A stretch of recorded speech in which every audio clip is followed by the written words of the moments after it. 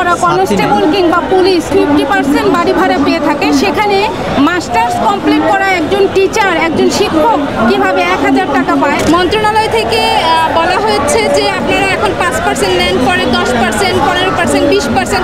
এগুলো আসলে প্রহসন ছাড়া কিছুই না। 1500 টাকা দিয়েও কিন্তু আপনি একটা প্রত্যন্ত গ্রামেও বাড়ি ভাড়া পাবেন না। আমাদের দাবিটা ছিল 20% বাড়ি ভাড়া, 1500 টাকা মেডিকেল ভাতা আর 75% কর্মচারীদের জন্য উৎসব ভাতা। আজকে 4 দিন অবস্থান কর্মসূচির পর মন্ত্রণালয় থেকে বলা হয়েছে যে আপনারা এখন 5% নেন, পরে 10%, 15%, 20%। সাউথ টাউনে হোক আপনার স্বপ্নের আবাসন, আগে দখল পরে মূল্য পরিশোধ। এগুলো আসলে প্রহসন ছাড়া কিছুই না। শিক্ষকদেরকে আপনারা বাড়ান 100, 200, 300 করে, সেই বছর এভাবে বাড়িয়ে আসছে। অথচ দেখা যাচ্ছে আজকে আপনি 1000 থেকে 1500 বাড়ি ভাড়া করেছেন। আমি 1000 টাকায় যেমন বাড়ি ভাড়া পাই না, 1500 টাকা দিয়েও কিন্তু আপনি একটা প্রত্যন্ত গ্রামেও বাড়ি ভাড়া পাবেন না। তাহলে এই বাড়িয়ে আমাদের অবস্থার কিন্তু উন্নতি আপনারা করছেন না। আপনারা বারবার আমাদের সাথে প্রহসন করছেন। আপনারা কি করেছেন? আপনারা বলেছেন যে ঠিক আছে, আপনাদের 20% বাড়ি ভাড়া আমরা বিবেচনায় নিব, আপনারা ক্যালকুলেশনটা করে দেন। আচ্ছা, আমাদের কাছে কি সারা বাংলাদেশে শিক্ষক কর্মচারীদের তথ্য আছে? বলেন, যেখানে ওদের কাছে শিক্ষক কর্মচারীর তথ্য আছে, তারা আমাদের কাছে কেন হিসেব চায়? তারপরও পরপর 3টে অধিদপ্তরের হিসেব 2 মাস ধরে শিক্ষকরা কষ্ট করে, পরিশ্রম করে, দৌড়াদৌড়ি করে, ইনফরমেশন কালেক্ট করে তাদের কাছে জমা দিয়েছে। জমা দেওয়ার পরে কি করলো? ঠিক আছে, জমা নিয়েছে। বছরের পর বছর বৈষম্যের শিকার। আপনি দেখেন, আমরা পাচ্ছি 1000 টাকা বাড়ি ভাড়া, কিন্তু আমাদের শিক্ষা মন্ত্রণালয় থেকে শিক্ষা রিলেটেড যে ব্যক্তিবর্গরা আছে তারা কি 1000 টাকা বাড়ি ভাড়া নিচ্ছে?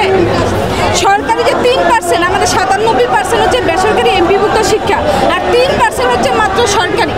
সরকারিতে দিচ্ছেন 45% বাড়ি ভাড়া, আর 97% শিক্ষককে দিচ্ছেন 1000 টাকার বাড়ি ভাড়া। কি বা এটা বৈষম্য না? আমরা পাচ্ছি 500 টাকা চিকিৎসা ভাতা। মন্ত্রণালয়ের কেউ কি 500 টাকা চিকিৎসা ভাতা নিচ্ছে? একটা ড্রাইভারও তো সেখানে 500 টাকা চিকিৎসা ভাতা পাচ্ছে না। ঠিক আছে না? তারা 100% বোনাস নিয়েছে, ড্রাইভার থেকে সচিব পর্যন্ত। তাহলে শিক্ষক কেন বোনাস নিয়ে তো 25%, সেটা এখন 50% উন্নীত হয়েছে। কেন শিক্ষক 100% আশা করতে পারেন না?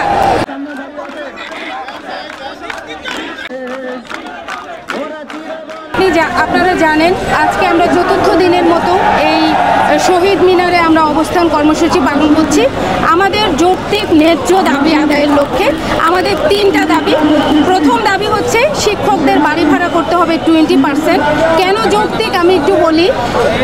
একটা এসএসসি পাস করা কনস্টেবল কিংবা পুলিশ যেখানে 40 কিংবা 50% বাড়ি ভাড়া পেয়ে থাকে, সেখানে মাস্টার্স কমপ্লিট করা একজন টিচার, একজন শিক্ষক, একজন মানুষ গড়ার কারিগর শুধুমাত্র বাড়ি ভাড়া কিভাবে 1000 টাকা পায়, আর 1000 টাকা বাড়ি ভাড়ায় কিভাবে একটা মানুষের মানবেতর জীবন চলে, সেটা আপনারা নিশ্চয়ই উপলব্ধি করতে পারছেন। আমাদের দ্বিতীয় দাবি মেডিকেল ভাতা বাড়ানো, আমাদের চিকিৎসা ভাতা বাড়ানো। আপনারা জানেন কিনা আমি জানি না, আমাদের মেডিকেল ভাতা অনলি 500 টাকা, অনলি 500 টাকা। আপনারা অবগত আছেন, আপনাদের অসুখ হয় ডাক্তারের কাছে যান, 500 টাকা দিয়ে বর্তমান কোনো এমবিবিএস ডক্টর ভিজিটে আপনি যেতে পারবেন না। এটা নেভার এভার। আপনি সম্ভব একেবারে ন্যূনতম হলেও আপনাকে কমপক্ষে 1000 টাকা ডক্টর ভিজিট দিয়ে ডক্টরের কাছে যেতে হবে।